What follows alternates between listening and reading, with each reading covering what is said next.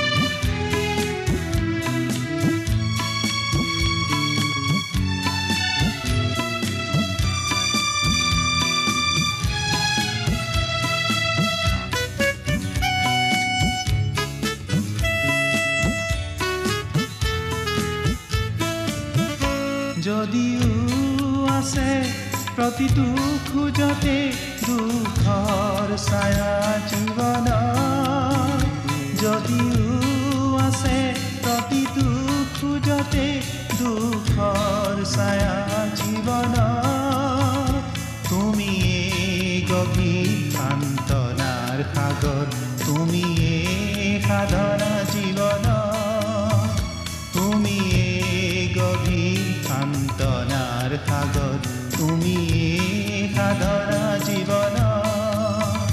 হে মোৰ যিছু প্ৰিয় প্ৰভু, আজীৱন তোমাকে আৰাধো, তোমাৰ কাষত হৃদয় সদায় মধুৰতাৰে পূৰ হয়। হে মোৰ যিছু প্ৰিয় প্ৰভু, আজীৱন তোমাকে আৰাধো, তোমাৰ কাষত হৃদয় সদায় মধুৰতাৰে পূৰ হয়, মধুৰতাৰে পূৰ হয়, মধুৰতাৰে পূৰ হয়। নমস্কাৰ, আমাৰ ভক্তিবচন অনুষ্ঠানলৈ আপোনাক স্বাগতম জনাইছো। খ্ৰীষ্টীয় বিশ্বাসী লোকসকলৰ বাবে বিশেষভাৱে প্ৰস্তুত কৰা এই ভক্তিবচন অনুষ্ঠানটো হৈছে বাইবেল অধ্যয়নৰ ধাৰাবাহিক অসমীয়া অনুষ্ঠান।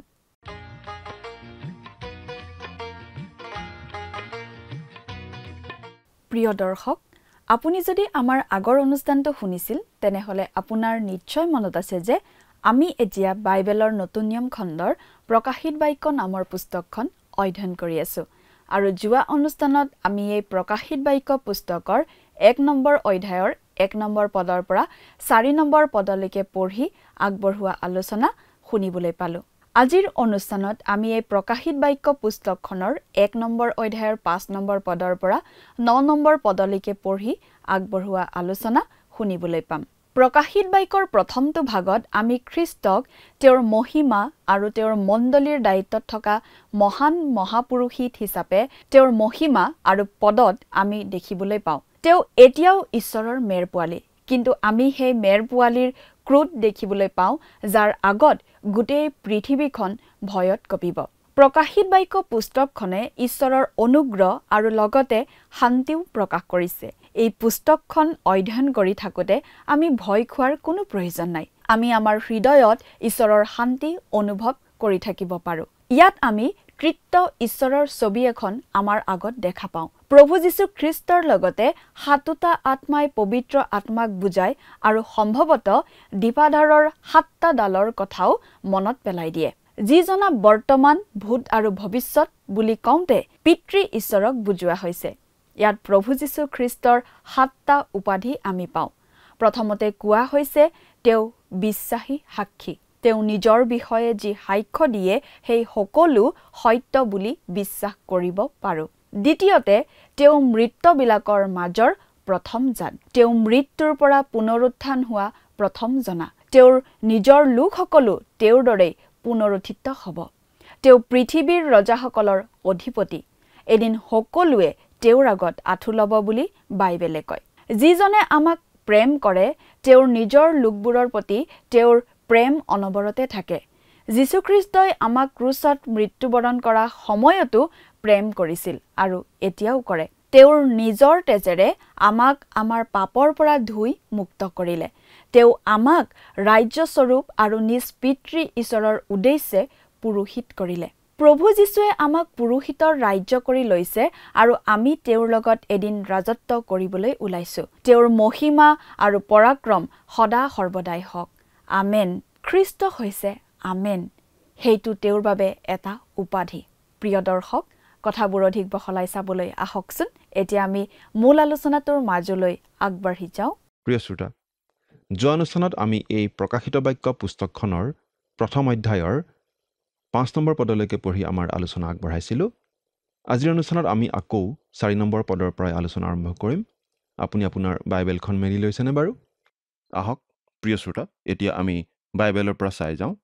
প্ৰকাশিত বাক্য পুস্তকৰ 1 নম্বৰ অধ্যায়ৰ 4 নম্বৰ পদৰ পৰাই আমি পাঠ কৰি যাম। প্ৰকাশিত বাক্য প্ৰথম অধ্যায় 4 আৰু 5 পদ আকৌ পঢ়ি দিছোঁ। জোহন এছিয়াত থকা 7 মণ্ডলীৰ সমীপলৈ, যিজনা বৰ্তমান, ভূত আৰু ভৱিষ্যত, তেওঁৰ পৰা আৰু তেওঁৰ সিংহাসনৰ সন্মুখত থকা 7টা আত্মাৰ পৰা আৰু বিশ্বাসী সাক্ষী অৰ্থাৎ মৃতবিলাকৰ মাজৰ প্ৰথম জাত আৰু পৃথিৱীৰ ৰজাসকলৰ অধিপতি যীশুখ্ৰীষ্টৰ পৰা তোমালোকলৈ অনুগ্ৰহ আৰু শান্তি হওক। আমি 5 নম্বৰ পদৰ লগতে 6 নম্বৰ পদতো প্ৰভু যীশুৰ কিছুমান বিশেষ উপাধি পাওঁ। সেইবোৰ আমি এটা এটাকৈ চাই যাম। প্ৰথমটো হৈছে বিশ্বাসী সাক্ষী। প্ৰভু যীশু বিশ্বাসী সাক্ষী, অৰ্থাৎ তেওঁৰ সাক্ষ্য বা তেওঁ কোৱা কথা সম্পূৰ্ণৰূপে বিশ্বাসযোগ্য। এই প্ৰকাশিত বাক্য পুস্তকখনত যিবোৰ কথা জনোৱা হৈছে সেই কথাবোৰৰ বিষয়ে প্ৰভু যীশুৱে দিয়া সাক্ষ্য বিশ্বাসযোগ্য আৰু গ্ৰহণযোগ্য। ইয়াত থকা বিশেষ কথাবোৰ তেওঁৰ বিষয়েই। তেওঁ নিজৰ বিষয়ে সাক্ষ্য দিয়ে। আন মানুহক বিশ্বাস কৰিবলৈ আমি টান পাওঁ, কিন্তু প্ৰভু যীশুৰ কথা আমি সদায় বিশ্বাস কৰিব পাৰোঁ, কাৰণ তেওঁ কেতিয়াও মিছা কথা নকয়। তেওঁৱেই সত্য আৰু তেওঁ সদায় সত্য কথাই কয়। দ্বিতীয়তে, অৰ্থাৎ মৃতবিলাকৰ মাজৰ প্ৰথম জাত। প্ৰভু যীশুখ্ৰীষ্ট মৃতবিলাকৰ মাজৰ প্ৰথম জাত। প্ৰথম জাত শব্দটো গ্ৰীক শব্দ প্ৰটোটকছ শব্দৰ অসমীয়া প্ৰতিশব্দ। এই প্ৰটোটকছ শব্দটো মৃত্যুৰ পৰা পুনৰুত্থানৰ ধাৰণাৰ সৈতে জড়িত। মৃত্যুৰ পৰা পুনৰুত্থিত হোৱা প্ৰথমজন ব্যক্তি আছিল প্ৰভু যীশুখ্ৰীষ্ট। তেওঁৰ আৰু পুনৰ মৃত্যু নহয়। এইটো অতি সুন্দৰ কথা। তেওঁ যেন মৃত্যু নামৰ গৰ্ভত জন্ম লৈছিল আৰু তেওঁ সেই মৃত্যুৰ গৰ্ভৰ পৰা ওলাই আহিল জীৱনলৈ। সেই কবৰটো বা মৈদামটো আছিল তেওঁৰ বাবে এটা গৰ্ভৰ নিচিনা, কিন্তু তেওঁ তাৰ পৰা ওলাই আহিল জীৱিত ব্যক্তি হিচাপে। তেওঁ এই মৃত্যুৰ পৰা জীৱনলৈ উত্থিত হোৱা একমাত্ৰ ব্যক্তি, এটা পৰিৱৰ্তিত গৌৰৱান্বিত শৰীৰ লৈ। কোনো মানুহেই আজিলৈকে তেনেদৰে পুনৰুত্থিত হৈ গৌৰৱময় শৰীৰ লাভ কৰা নাই।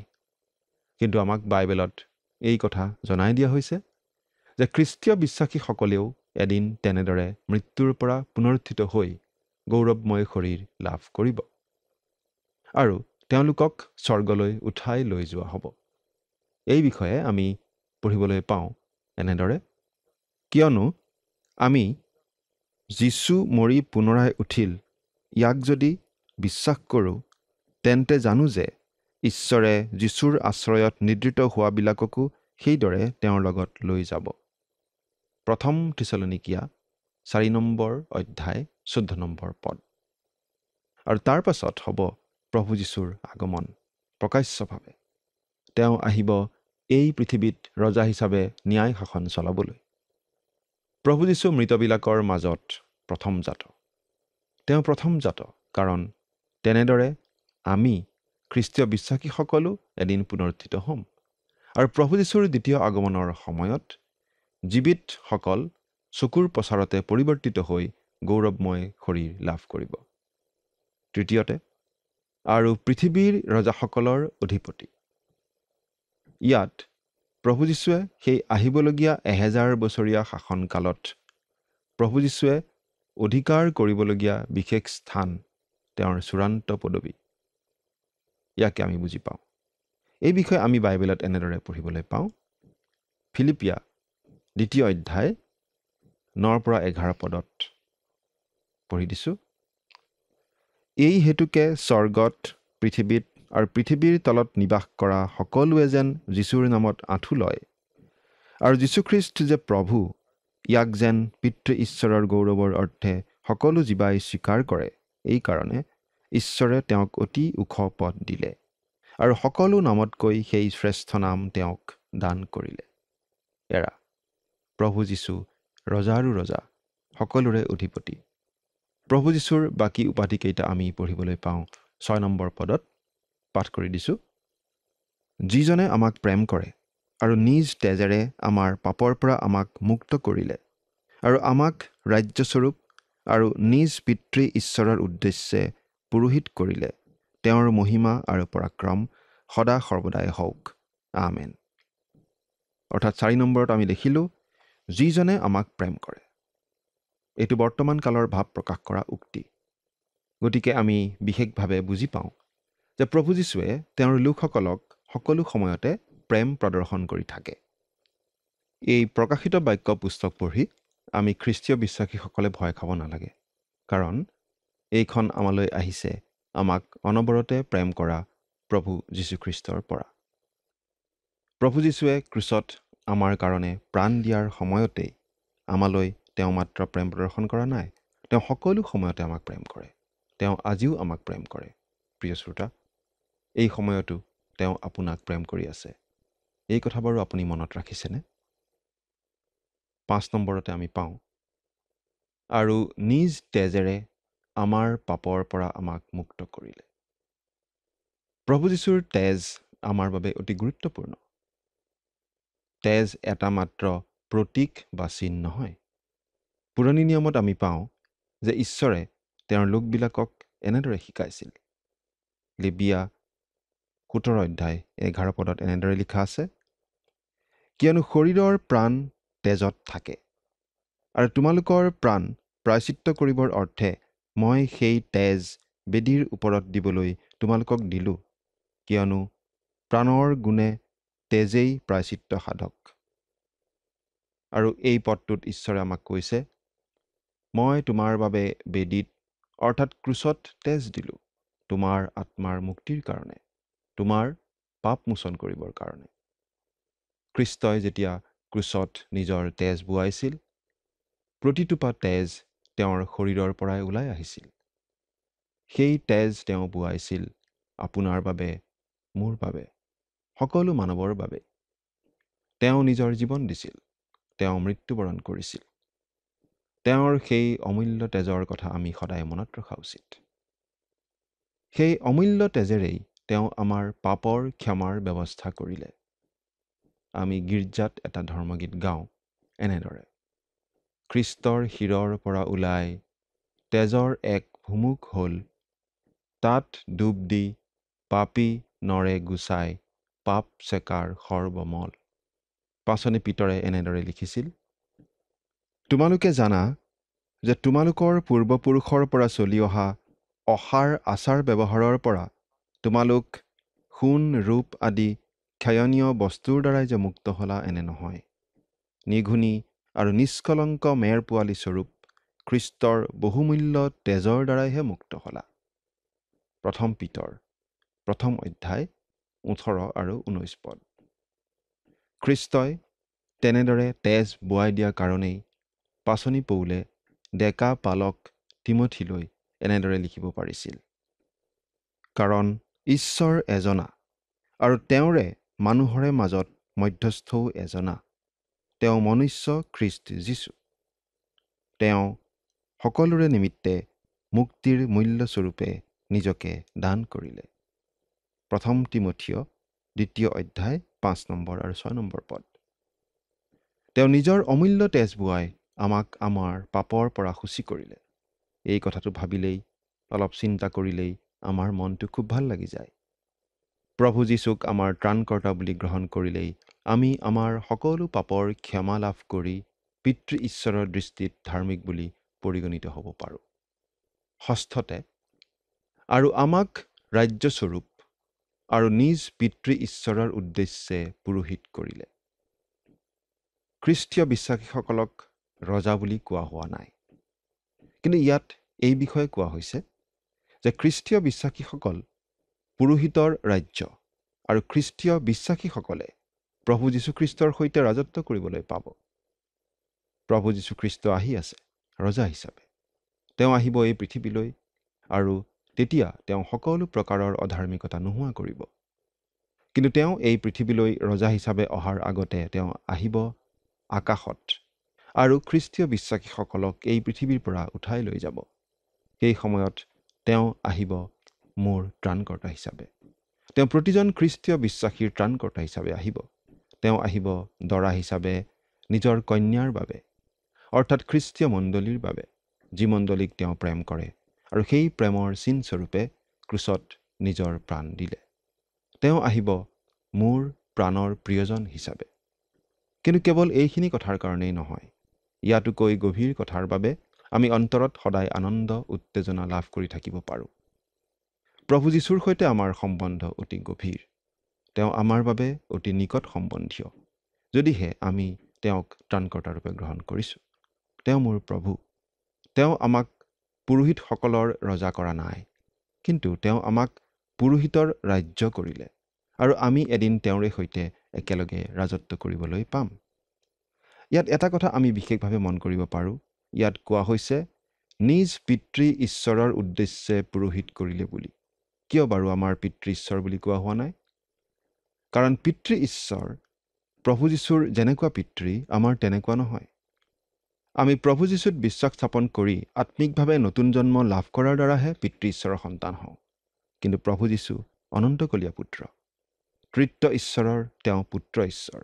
আমি এই কথাও মন কৰা উচিত যে প্ৰভু যীশুৱে আমাক অৰ্থাৎ প্ৰতিজন খ্ৰীষ্টীয় বিশ্বাসীক পুৰোহিত কৰিলে। প্ৰভু যীশুত আমি একো একোজন পুৰোহিত, এই কথাটো আমি মন কৰা উচিত। আৰু 7 নম্বৰ কথাটো হৈছে তেওঁৰ মহিমা আৰু পৰাক্ৰম সদা সৰ্বদাই হওক। ইয়াত অনন্তকলীয়া ভাৱ এটা প্ৰকাশ পাইছে। তেওঁ সদা সৰ্বদাই ঈশ্বৰ। তেওঁৰ গৌৰৱ, মহিমা আৰু পৰাক্ৰম অনন্তকলীয়া। আমেন। খ্ৰীষ্টই আমেন। এই কথা আমি যিচয়া পুস্তকতো পাইছিলোঁ। এইটো যীশুখ্ৰীষ্টৰ এটা উপাধি। এই পুস্তকখনৰ মূল বিষয় যীশু আৰু প্ৰণেতাও যীশু। সকলো ঘটনাৰ গতি নিৰ্ধাৰণ কৰোঁতাও তেওঁৱেই, আৰু সকলো ঘটনা তেওঁৰ পিনেই আগবাঢ়ি গৈ আছে। সকলো কথাৰে চূড়ান্ত লক্ষ্য তেওঁৱেই। সকলোবোৰ তেওঁৱেই সৃষ্টি কৰিছিল আৰু সকলোবোৰ তেওঁৰ বাবেই সৃষ্টি কৰা হৈছিল। এই বিশ্ব ব্ৰহ্মাণ্ডখন যে আছে তেওঁৰ উদ্দেশ্যেই আছে। 7 নম্বৰ পদটো পঢ়ি দিছোঁ। চোৱা, তেওঁ মেঘেৰে আহিছে, আটাই চকুৱে আৰু যিবিলাকে তেওঁক বিন্ধিলে তেওঁবিলাকেও তেওঁক দেখিব, আৰু পৃথিৱীৰ সকলো ফৈদে তেওঁৰ কাৰণে হিয়া ভুকুৱাব। হয়, আমেন। চোৱা, তেওঁ মেঘেৰে আহিছে। প্ৰভু যীশু সোঁশৰীৰে আহিব, মেঘ ৰথত উঠি। আটাই চকুৱে তেওঁক দেখিব। তেওঁ যেতিয়া আহিব তেতিয়া সকলো লোকেই তেওঁক দেখিবলৈ পাব। কিন্তু তাৰ আগে আগে তেওঁ যেতিয়া এই পৃথিৱীৰ পৰা খ্ৰীষ্টীয় বিশ্বাসীসকলক উত্তোলিত কৰি নিব, তেতিয়া কিন্তু সকলো লোকে তেওঁক দেখা নাপাব। সেই সময়ত তেওঁ পৃথিৱীত ভৰি নিদিয়ে, কিন্তু খ্ৰীষ্টীয় বিশ্বাসীসকল উত্তোলিত হৈ তেওঁক আকাশত লগ ধৰিবগৈ। কিন্তু তাৰ পাছত যেতিয়া প্ৰভু যীশু আহিব, তেতিয়া তেওঁক সকলোৱে দেখিবলৈ পাব। তেতিয়া তেওঁ আহিব ৰজা হিচাপে প্ৰবল প্ৰতাপেৰে। আটাই চকুৱে তেওঁক দেখিব। গতিকে এই প্ৰকাশিত বাক্য পুস্তকত প্ৰভু যীশুৱে ৰজা হিচাপে পৃথিৱীত শাসন কৰিবলৈ অহাৰ বিষয়েহে কথাবোৰ জনোৱা হৈছে। আৰু যিবিলাকে তেওঁক বিন্ধিলে তেওঁবিলাকেও তেওঁক দেখিব, আৰু পৃথিৱীৰ সকলো ফৈদে তেওঁৰ কাৰণে হিয়া ভুকুৱাব। যিসকল লোকে প্ৰভু যীশুক প্ৰত্যাখ্যান কৰে সেই সকলো লোকে হিয়া ভুকুৱাব। প্ৰভু যীশুৰ সেই আগমন তেওঁলোকে ভাল নাপাব। হয়, আমেন। এৰা ঠিক এনেদৰেই ঘটিব। প্ৰভু যীশুৱে তেওঁৰ কথামতেই কাম কৰিব। এই বিষয়ে তেওঁ মন সলনি নকৰে। তেওঁ বিশ্বাসী। 8 নম্বৰ পদ। যিজনা বৰ্তমান, ভূত, ভৱিষ্যত আৰু সৰ্বশক্তিমান, সেই প্ৰভু পৰমেশ্বৰে কৈছে, মই আলফা আৰু ওমেগা। যিজনা বৰ্তমান, ভূত আৰু ভৱিষ্যত। প্ৰভু যীশু বৰ্তমান আছে স্বৰ্গত, গৌৰৱময় অৱস্থাত। তেওঁ অতীতত এই জগতলৈ আহিছিল মানৱ ৰূপ ধাৰণ কৰি, মানৱৰ পৰিত্ৰাণৰ কাৰণে ক্ৰুচত আপোন প্ৰাণ দিবলৈ। আৰু ভৱিষ্যতে তেওঁ আহিব ৰজা হিচাপে এই পৃথিৱীত তেওঁৰ ন্যায় শাসন চলাবলৈ। তেওঁ সৰ্বশক্তিমান ঈশ্বৰ। সেই প্ৰভু পৰমেশ্বৰে কৈছে। প্ৰভু যীশুখ্ৰীষ্ট যে স্বয়ং ঈশ্বৰ, সেই কথাটো ইয়াত বিশেষভাৱে কোৱা হৈছে। মই আলফা আৰু ওমেগা। এইটো গ্ৰীক ভাষাৰ এটা স্মৰণীয় গুৰুত্বপূৰ্ণ উক্তি। আলফা হৈছে গ্ৰীক বৰ্ণমালাৰ প্ৰথমটো আখৰ, আৰু ওমেগা হৈছে গ্ৰীক বৰ্ণমালাৰ শেষৰটো আখৰ। আমি আখৰেৰে শব্দ তৈয়াৰ কৰোঁ, শব্দেৰে বাক্য বনাওঁ, আৰু প্ৰভু যীশুখ্ৰীষ্ট হৈছে ঈশ্বৰৰ বাক্য, ঈশ্বৰৰ সম্পূৰ্ণ প্ৰকাশ। তেওঁৰ ৰূপতেই ঈশ্বৰে মানুহে বুজি পোৱা ৰূপত আত্মপ্ৰকাশ কৰিলে। প্ৰিয় শ্ৰোতা, ঈশ্বৰক পাবলৈ হ'লে আমি সেই আখৰ ব্যৱহাৰ কৰিব লাগিব, প্ৰভু যীশুৰূপী আখৰ। ঈশ্বৰে ব্যৱহাৰ কৰা আৰু বুজি পোৱা ভাষাটো হৈছে সেইটো ভাষা, যি ভাষাৰ বৰ্ণমালা হৈছে প্ৰভু যীশুখ্ৰীষ্ট। তেওঁৱেই আমাৰ ভাষাৰ প্ৰথমটো আখৰ আৰু শেষৰটো আখৰ। যদিহে কোনো লোকে ঈশ্বৰক পাব বিচাৰে, তেনেহ'লে প্ৰভু যীশুৰ যোগেদি যাব লাগিব। ইয়াত বিশেষভাৱে গুৰুত্ব দিয়া হৈছে প্ৰথম আৰু শেষ আখৰটোৰ ওপৰত। প্ৰভু যীশুৱে যি কাৰ্য আৰম্ভ কৰিছিল সেই কাম তেওঁ সম্পূৰ্ণ কৰিব। প্ৰভু যীশুৱেই আৰম্ভণি আৰু শেষো, অৰ্থাৎ তেওঁৱেই অনন্তকলীয়া ঈশ্বৰ। এই বিষয়ে বাইবেলত আমি এনেদৰেও পঢ়িবলৈ পাওঁ। যীশুখ্ৰীষ্ট কালি, আজি আৰু সদা কাললৈকে সেই একেই হৈ আছে। ইব্ৰী 13 অধ্যায় 8 পদ। প্ৰভু যীশু একেই আছে, মানে তেওঁৰ গুণ, তেওঁৰ ক্ষমতা, তেওঁৰ পৰাক্ৰম সকলো একেই আছে। তেওঁ আগতেও ঈশ্বৰ আছিল, এতিয়াও ঈশ্বৰ, আৰু ভৱিষ্যতেও ঈশ্বৰ হৈয়েই থাকিব। 9 নম্বৰ পদটো পঢ়ি দিছোঁ। তোমালোকৰ ভাই আৰু যীশুৰ সম্বন্ধীয় ক্লেশভোগ, ৰাজ্য আৰু ধৈৰ্যত তোমালোকৰ সহভাগী মই যোহন, ঈশ্বৰৰ বাক্য আৰু যীশুৰ সাক্ষ্যৰ কাৰণে পাত্ম নামেৰে দ্বীপত আছিলোঁ। তোমালোকৰ ভাই। পাচনি যোহনে নিজকে খ্ৰীষ্টীয় বিশ্বাসীসকলৰ ভাই বুলি কৈছে। আচলতে প্ৰতিজন খ্ৰীষ্টীয় বিশ্বাসী পৰস্পৰৰ ভাই ভাই, কাৰণ প্ৰভু যীশুক গ্ৰহণ কৰাৰ দ্বাৰা আমি ঈশ্বৰৰ সন্তান হওঁ, একেটা পৰিয়ালৰ লোক হওঁ। যীশুৰ সম্বন্ধীয় ক্লেশভোগ, ৰাজ্য আৰু ধৈৰ্যত তোমালোকৰ সহভাগী। ইয়াত মহাক্লেশৰ কথা বুজোৱা হোৱা নাই, কিন্তু আমি ইতিহাস পঢ়িলে গম পাওঁ যে পাচনি যোহন সেই সময়ত সমস্যাত আছিল। ডমিচিয়ান নামৰ ৰোমিয়া সম্ৰাট এজনে যোহনক বন্দী কৰি পাত্মদ্বীপত ৰাখিছিল। জোহন ইফিছ মণ্ডলীত খুব সক্ৰিয় আছিল আৰু তেওঁ আন মণ্ডলীবোৰৰো চোৱা চিতা কৰিছিল। তেওঁ ঈশ্বৰৰ বাক্যৰ পৰা শিক্ষা দিছিল। ঈশ্বৰৰ বাক্য শিকালে শয়তানৰ পৰা বাধা আহিবই, সেই কথাত সন্দেহ নাই। সেই অভিজ্ঞতা পাচনি জোহনে পাইছিল। আদি মণ্ডলীয়েও তেনেদৰে নানা ধৰণৰ সমস্যা, নানা ধৰণৰ তাৰণাৰ সন্মুখীন হৈছিল। আজিও যদি আমি ঈশ্বৰৰ বাক্য শিকোৱাৰ কাৰণে দুখ কষ্টৰ সন্মুখীন হ'ব লগা হয়, তেতিয়া আচৰিত হ'ব নালাগে। ইয়াত পাচনি জোহনে ভৱিষ্যতে আহিবলগীয়া মহাক্লেশৰ কথা কোৱা নাই, কিন্তু সেই সময়তে খ্ৰীষ্টীয় বিশ্বাসীসকলে যি ধৰণৰ দুখ ক্লেশ তাৰণাৰ সন্মুখীন হ'ব লগা হৈছিল সেই কথাহে বুজাইছে। ৰাজ্য মানে ইয়াত ঈশ্বৰৰ ৰাজ্যৰ বৰ্তমান কালৰ অৱস্থাটোকেই বুজোৱা হৈছে। খ্ৰীষ্টক গ্ৰহণ কৰি পবিত্ৰ আত্মাৰ শক্তিৰে নতুন জন্ম লাভ কৰাৰ লগে লগে খ্ৰীষ্টীয় বিশ্বাসী ঈশ্বৰৰ ৰাজ্যৰ অন্তৰ্ভুক্ত হৈ পৰে। কিন্তু ইয়াত উল্লেখ কৰা ৰাজ্য মানে ভৱিষ্যতে খ্ৰীষ্টই স্থাপন কৰিবলগীয়া 1000 বছৰীয়া ন্যায় শাসনৰ কথা বুজোৱা হোৱা নাই। সেই ৰাজ্য ভৱিষ্যতে স্থাপন কৰিব প্ৰভু যীশু যেতিয়া দ্বিতীয়বাৰ এই পৃথিৱীলৈ আহিব। জোহন পাত্ম নামৰ দ্বীপত বন্দী অৱস্থাত আছিল খ্ৰীষ্টৰ হকে বিশ্বাসেৰে থিয় হোৱা কাৰণে। কিন্তু সেই অৱস্থাতে তেওঁক খ্ৰীষ্টই এই দৰ্শনবোৰ দিছিল ভৱিষ্যতে আহিবলগীয়া গৌৰৱময় দিনৰ কথা বুজাবলৈ। প্ৰতিজন খ্ৰীষ্টীয় বিশ্বাসীৰ সেয়েই গৌৰৱময় আশা। সেই গৌৰৱময় আশাই দুখ ক্লেশৰ মাজতো খ্ৰীষ্টীয় বিশ্বাসীক অন্তৰত শান্তি দিব পাৰে। সেই শান্তি আপোনাৰ হৃদয়ত আপুনি বাৰু অনুভৱ কৰি আছেনে? চিন্তা কৰি চাওকচোন। ঈশ্বৰে আপোনাক আশীৰ্বাদ কৰক।